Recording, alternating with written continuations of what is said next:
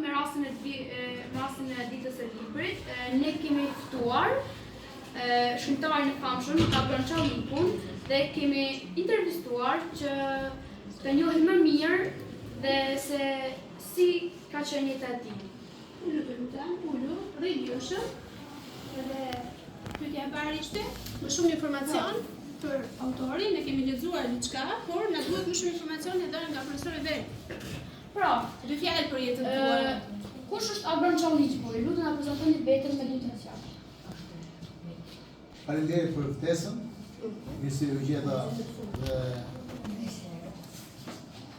më vjen mirë që në këtë shkollë gjeta mësues dhe nxënës që janë të futur thellë në letërsi. Abraham Çalliku është njeriu që mundohet të ecë në një zonë. Jam shkrimtar, poet, piktor, koleksionist, ilustrator dhe marshal.